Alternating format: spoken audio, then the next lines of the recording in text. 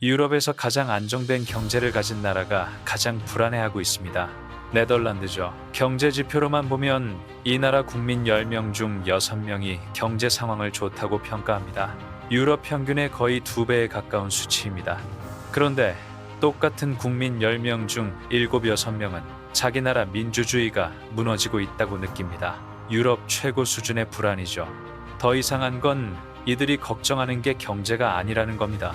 범죄와 폭력, 주택 문제, 이민자 증가, 의료 시스템 붕괴, 돈은 있는데 삶은 불안한 역설적 상황이 펼쳐지고 있습니다. 대부분의 사람들은 네덜란드 하면 풍차와 튤립, 자전거 천국 정도로만 알고 있습니다. 그 이면에서 벌어지는 사회적 균열에 대해선 죽을 때까지 모르고 살 가능성이 큽니다. 도대체 무슨 일이 벌어지고 있길래 경제적으로 풍요로운 나라에서 이런 극단적 비관론이 나오는 걸까요? 그리고 이게 우리와 무슨 상관이 있을까요? 지금부터 차근차근 파헤쳐 보겠습니다. 끝까지 집중해서 들어주시고 구독과 좋아요 부탁드립니다. 먼저 숫자부터 정리하고 가겠습니다. 네덜란드 국민 100명을 설문조사했더니 63명이 자기 나라 경제 상황이 좋다고 답했습니다. 이게 얼마나 높은 수치인지 감이 안 오시죠? 글로벌 평균은 39%입니다. 거의 2배 가까이 차이가 납니다. 유럽만 따로 떼놓고 봐도 네덜란드는 상위권입니다. 아일랜드가 51%로 비슷한 수준이고요. 프랑스는 고작 10%만이 나라가 올바른 방향으로 간다고 봅니다. 그런데 이 풍요로운 네덜란드에서 기묘한 현상이 벌어집니다. 같은 국민 100명 중 76명이 민주주의 상태가 5년 전보다 악화됐다고 느낍니다. 74명은 앞으로 5년 후가 더 걱정된다고 답합니다. 경제는 좋은데 사회는 무너지고 있다고 느끼는 겁니다. 이건 마치 연봉은 계속 오르는데 매일 밤 불안해서 잠을 못 자는 상황과 비슷합니다. 통장 잔고가 문제가 아니라 주변 사람들과의 관계, 동네 치안, 미래에 대한 확신이 무너지는 거죠. 그럼 도대체 뭐가 이들을 이렇게 불안하게 만드는 걸까요? 2025년 12월 기준 설문조사를 보면 네덜란드 국민들이 가장 걱정하는 문제가 드러납니다. 주택 문제가 41%에서 45% 사이로 최상위권입니다. 물가 상승이 24%에서 40%, 의료 시스템이 32%에서 34%를 차지합니다. 그리고 가장 급격하게 상승한 우려가 하나 있습니다. 범죄와 폭력에 대한 걱정이 2024년 12월 대비 11%포인트나 뛰었습니다. 독일이 6%포인트, 이탈리아가 6%포인트, 프랑스가 5%포인트 오른 것에 비하면 압도적입니다. 경제적으로 안정된 나라에서 사람들이 밤길 걷기를 두려워하기 시작한 겁니다. 여기서 핵심 질문이 나옵니다. 왜 돈이 있는데도 불안할까요? 답은 간단합니다. 사람은 경제적 숫자만으로 살지 않기 때문입니다. 집값이 천정부지로 뛰면 아무리 월급이 올라도 내 집 마련은 멀게만 느껴집니다. 병원 대기 시간이 길어지면 건강보험료를 내도 불안합니다. 거리에서 범죄 소식이 들려오면 안전한 동네에 살아도 두렵습니다. 네덜란드가 바로 이 상황에 빠진 겁니다. 그런데 더 근본적인 문제가 있습니다. 민주주의 자체에 대한 신뢰가 무너지고 있다는 거죠. 민주주의 만족도 조사에서 네덜란드는 거의 정확히 반으로 갈라졌습니다. 36%가 만족한다고 답했고 37%가 불만족이라고 답했습니다. 1년 전만 해도 만족도가 지금보다 12%포인트 높았습니다. 1년 만에 민주주의 신뢰도가 이렇게 급락한 겁니다.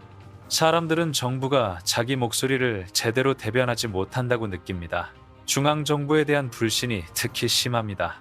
반면 지방의회는 67%가 어느 정도 대표성이 있다고 보는데요. 이게 뭘 의미할까요? 가까운 곳의 정치는 믿지만 먼 곳의 정치는 믿지 못한다는 겁니다. 내가 볼 수 있고 접촉할 수 있는 범위 안의 권력만 신뢰하는 거죠. 중앙정부는 이미 다른 세상 이야기처럼 느껴집니다. 이런 불신이 쌓이면 어떻게 될까요?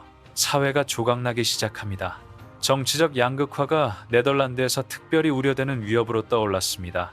가짜 뉴스를 믿는 사람이 75%나 됩니다. 정치인들이 책임을 지지 않는다고 느끼고요. 극단주의와 부패가 민주주의를 위협한다고 봅니다. 이건 단순히 의견이 다른 수준이 아닙니다. 서로 다른 현실에 살고 있는 수준입니다. 한쪽은 가짜 뉴스를 믿고 한쪽은 주류 언론을 믿습니다. 한쪽은 정치인들이 부패했다고 보고 한쪽은 시스템이 작동한다고 봅니다. 한쪽은 극단주의가 문제라고 하고 한쪽은 오히려 극단적 해법이 필요하다고 주장합니다. 같은 나라에 사는데 전혀 다른 영화를 보고 있는 겁니다. 그렇다면 이 분열을 만든 구체적인 원인은 뭘까요? 세 가지 키워드가 있습니다. 이민, 주택, 범죄. 네덜란드 국민 67%가 2025년에 이민자가 더 증가할 거라고 예상합니다. 이게 그냥 예상으로 끝나지 않습니다. 이민자 증가가 일자리 경쟁을 만들고 복지 시스템에 부담을 주고 문화적 충돌을 만든다고 느낍니다. 실제로 그런지 아닌지는 중요하지 않습니다. 사람들이 그렇게 느낀다는 게 중요합니다. 주택 시장은 완전히 폭발했습니다. 집값이 치솟으면서 젊은 세대는 내 집 마련을 포기합니다. 부모 세대는 자산 가치 상승으로 부자가 됐지만 자녀 세대는 평생 월세로 살아야 할 판입니다. 같은 가족 안에서도 세대 간 경제적 격차가 벌어지는 겁니다. 이게 사회적 분열로 이어집니다. 범죄와 폭력 우려가 급증한 건 앞서 말했습니다. 여기에 마약 조직의 활동이 더해집니다. 네덜란드는 유럽의 마약 유통 허브 중 하나입니다. 로테르담 항구를 통해 엄청난 양의 코카인이 들어옵니다. 조용하고 평화로웠던 동네에서 총격 사건이 터집니다. 마약 조직 간 전쟁이 일반 시민의 일상을 위협합니다. 이 세 가지가 복합적으로 작용하면서 사람들은 이렇게 느낍니다. 내가 알던 네덜란드는 사라졌다고. 그럼 유럽의 다른 나라들도 비슷할까요? 그렇지 않습니다. 스웨덴은 여전히 민주주의 만족도에서 과반을 넘는 유일한 나라입니다. 독일과 프랑스는 경제적으로 더 어렵지만 민주주의 붕괴 인식은 네덜란드보다 낮습니다. 네덜란드가 유독 특별한 이유가 있습니다. 이 나라는 오랫동안 합의와 타협의 정치 문화를 자랑해왔습니다. 다양한 정당이 연정을 구성하고 서로 양보하면서 나라를 운영해왔죠. 그런데 최근 이 시스템이 삐걱거립니다. 극우 정당이 약진하고 전통적 정당들이 몰락합니다. 합의는 무능으로 보이고 타협은 배신으로 느껴집니다. 사람들은 강력한 리더십을 원합니다. 결과적으로 정치적 양극화가 다른 나라보다 더 급격하게 진행됩니다. 또 하나, 네덜란드는 유럽연합의 핵심 회원국입니다.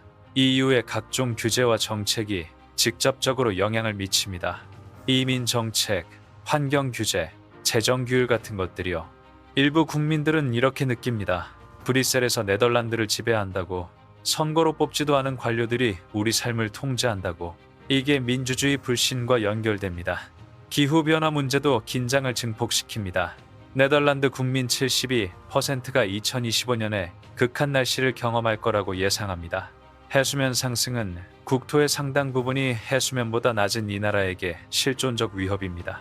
그런데 기후 대응 정책은 비용이 듭니다. 농민들은 질소 배출 규제로 생계를 위협받습니다. 일반 시민들은 에너지 가격 상승을 걱정합니다. 생존을 위한 정책이 오히려 생존을 위협하는 아이러니가 벌어집니다. 이 모든 게 한꺼번에 터지면서 네덜란드는 유럽에서 가장 불안한 나라가 됐습니다. 그래서 이게 우리랑 무슨 상관이냐고요? 한국도 비슷한 경로를 밟을 수 있습니다. 아니, 이미 밟고 있을지도 모릅니다. 경제 지표는 괜찮은데 사람들은 불안해합니다. 집값은 천정부지인데 청년들은 내 집 마련을 포기합니다.